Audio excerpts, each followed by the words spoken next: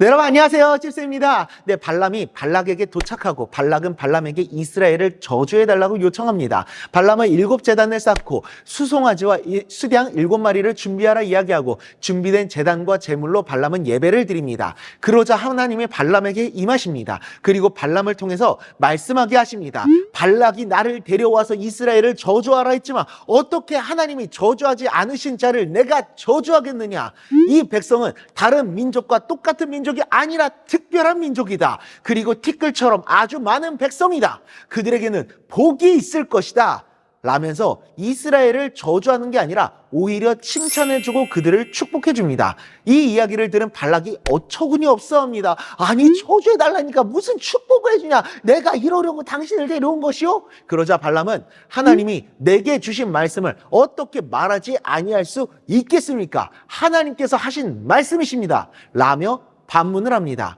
이스라엘을 향한 발락의 음모는 하나님의 개입하심으로 완전히 무산되고 실패로 끝나게 됩니다.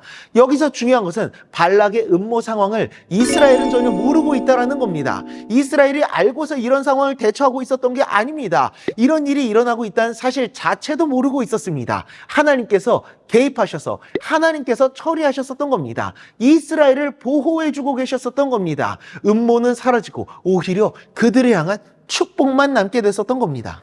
하나님은 이처럼 우리를 위해서 일하시는 분입니다. 내 눈 앞에서 무언가 일어나는 것만이 하나님의 일하심이 아닙니다. 이스라엘처럼 나도 모르는 그 상황 속에서 나의 길을 예배하시고 나의 길을 인도하시면서 나를 위해서 일하고 계십니다. 우리의 길을 평탄하게 하시며 우리도 모르는 사이에 우리의 모든 길을 축복해주고 계시는 겁니다. 기독교의 신앙은 이러한 하나님의 일하심을 믿고 바라보는 겁니다. 내가 무언가를 이루고 내가 무언가를 행하는 것이 아니라 하나님께서 나를 위해서 일해주시고 나의 길을 예배해주시고 나를 위해서 싸워주시는, 내가 알지 못하는 그 상황 속에서도 여전히 나를 위해서 일하시며 지금도 나를 위해서 일하시고 싸우시는 그 하나님을 믿음으로 바라보며 하나님의 길을 걸어 나아가는 것이 진정한 믿음입니다. 시편 121편 5절 6절입니다.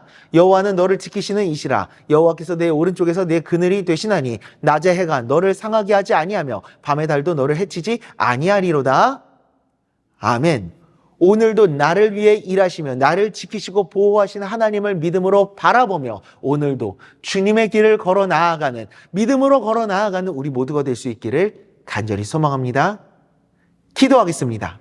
하나님 아버지, 하나님께서 이스라엘도 모르는 사이에 발람을 통해서 일하시고 그들을 지켜주셨었던 것처럼 하나님은 지금도 내가 모르고 있는 그 상황 속에서도 나를 위해서 일하시며 나를 지키시고 보호하시는 신실하신 하나님이신 줄 믿습니다. 그 하나님을, 지금도 나를 위해서 일하시고 계시는 그 하나님을 믿음으로 바라보며 오늘도 주님의 길을 믿음으로 걸어 나아가는 우리가 될 수 있도록 주님 은혜 내려오시옵소서. 나를 지키시고 보호하시는 나의 보호자 되시는 예수님의 이름으로 기도드리옵나이다.